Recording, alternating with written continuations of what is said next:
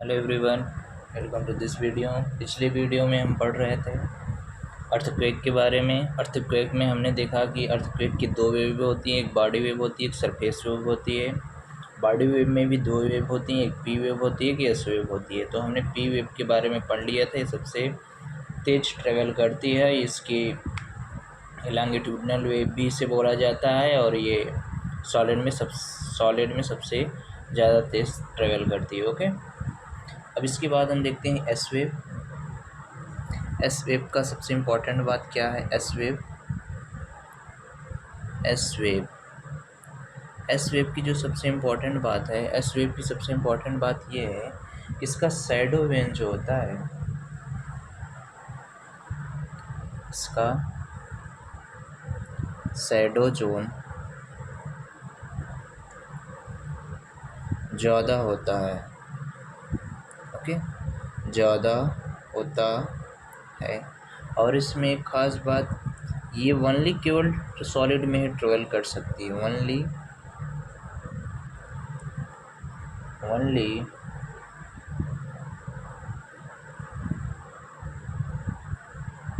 Travel in solid, ये केवल solid में ही ट्रेवल कर सकती है। ओके, ये दो चीज़ें हमने देख लिया। सरफेस वेव को हमने देखा था कि सरफेस वेव होता है, ये बहुत ज़्यादा डिस्ट्रैक्टिव नेचर का होता है। इसको हम लव वेव के नाम से भी जानते हैं, सरफेस वेव को, या यल वेव के नाम से जानते हैं। ओके, तो सरफेस वेव के बारे में थोड़ा और देख लेते हैं अच्छे से। सरफेस वेव के बारे में देख लेते हैं। सरफेस वेव होता है क्या? सरफेस वेव को हम और किस नाम से जानते हैं? लव वेव, या आपका एल वेव के नाम से जाना जाता है। सबसे इम्पोर्टेंट इसकी बात ये होती है कि सबसे ज़्यादा डिस्ट्रक्टिव नेचर की होती है। सबसे ज़्यादा डिस्ट्रैक्टिव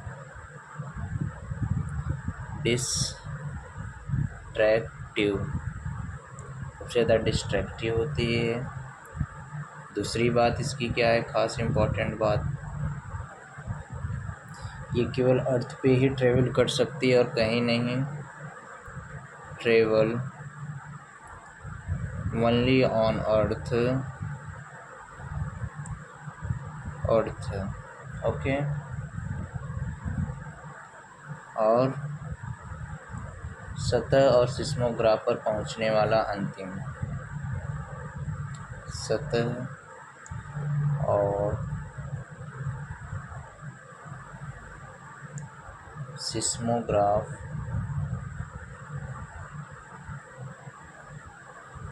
पर पहुंचने वाला अंतिम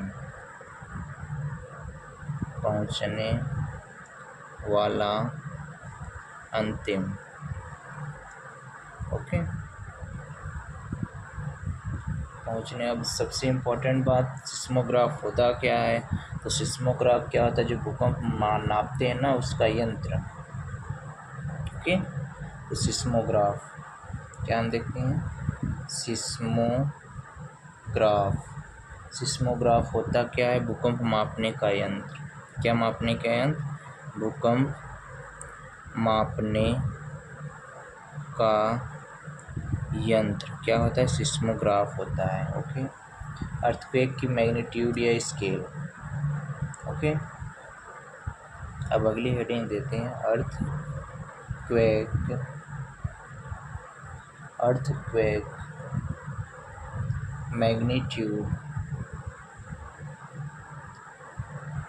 मैग्नीट्यूड, जिसको हम स्केल भी बोलते हैं। ओके, तो बोलते हैं ना कितना हो आया। इसके दो होते हैं, एक रिश्टर स्केल होता है।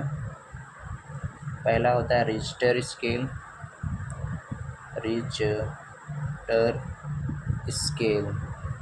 ओके, ये क्या होता है? ये लिमिटलेस स्केल होता है। ये आपका लिमिटलेस स्केल होता है। ये मापता क्या है? ये आपका मापता है मैग्नीट्यूड। इसको ऐसे लिख सकते हैं, मैग्नीट्यूड मापता है। ओके। दूसरा हमने देखा मॉडिफाइड मर्कली स्केल। दूसरा स्केल कौन सा होता है? मॉडिफाइज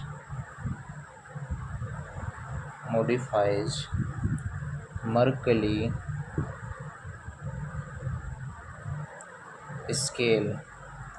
ये स्केल आपका क्या होता है? ये डेंसिटी को मापता है, डेंसिटी को मापता है। तो इतनी चीज़ हमने देखा एसवेव, ये सब चीज़ें हमने देख लिया अर्थक्वेक के बारे में। ओके, ये सब हमने देख लिया।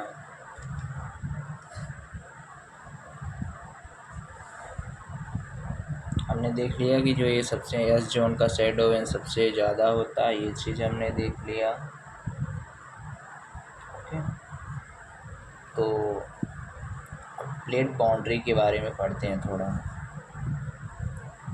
ओके, तो प्लेट बाउंड्री के बारे में पढ़ते हैं। Different types of plate boundary होती हैं। Okay,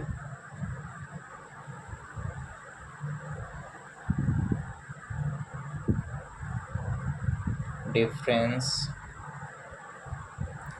types of plate BOUNDARY boundary. Okay, difference type की आपकी प्लेट बाउंड्री होती हैं। सबसे पहले कन्वर्जेंट प्लेट बाउंड्री। कौन सी?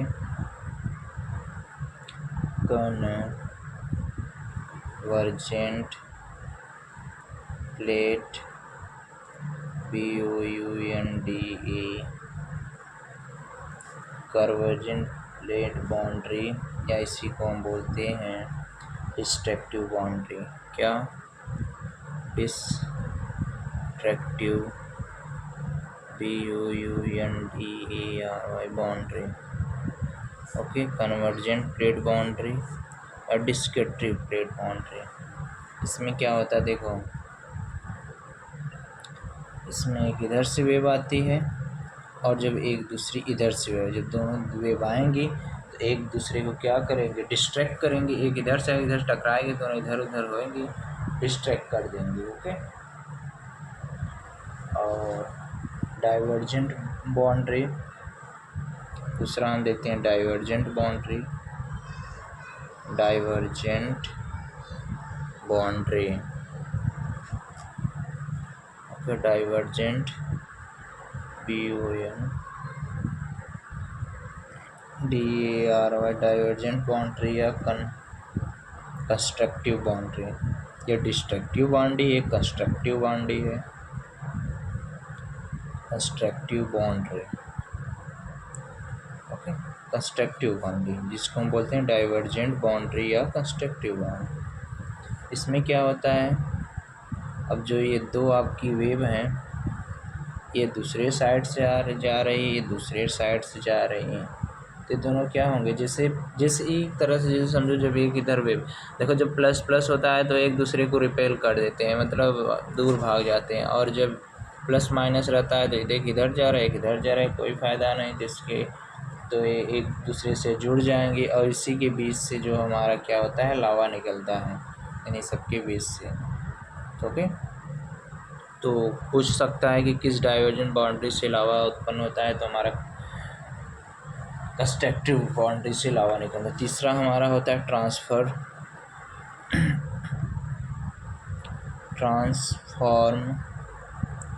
बाउंड्री।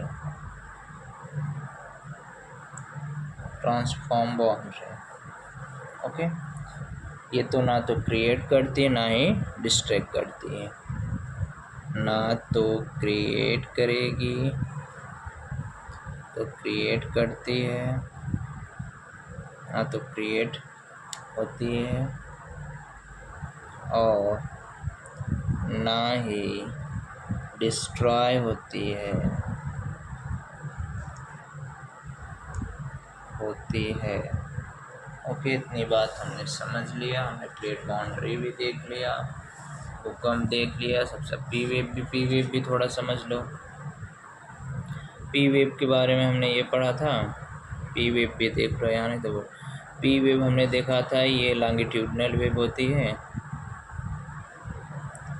लॉन्गिट्यूडनल वेव होती है। ये सबसे फास्टेस्ट ट्रेवल करती है, सबसे फास्टेस्ट ट्रेवल करती है, सबसे ज़्यादा साउंड इस सॉलिड में, फिर लिक्विड में, फिर गैस में ट्रेवल करती है। ओके, इतनी चीज़ हमने देख लिया था। फिर हमने देखा था एस वेव, एस वेव का हाइड्रोजन ज़्यादा होता है। फिर हमने देखा सरफेस वेव, सरफेस वेव को हम लव वेव या एल वेव के भी नाम से जानते हैं, जो सबसे ज़्यादा डिस्ट्रक्टिव नेचर की हमारी सरफेस वेव होती है, केवल पृथ्वी पर ही तक ट्रेवल करती है। और सिस्मोग्राफ क्या होता है, काफ़ी इंपॉर्टेंट क्वेश्चन यहाँ पे एग्जाम को। सिस्मोग्राफ भूकंप नापने के यंत्र हम सिस्मोग्राफ करते हैं। अर्थक्वेक क्या होता है, अर्थक्वेक मैग्नीट्यूड 2 स्केल होते हैं। एक रिचटर स्केल होता है जो कि मैग्नीट्यूड को मापता है, और मॉडिफाई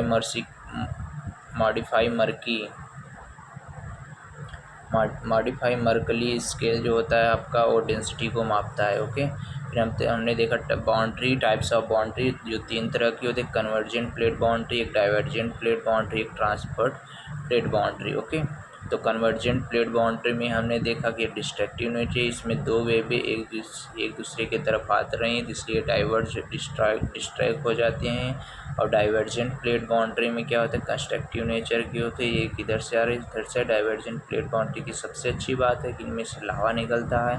ट्रांसफर बाउंड्री ना तो क्रिएट होती है ना ही डिस्ट्रॉय होती है। Okay, thank you.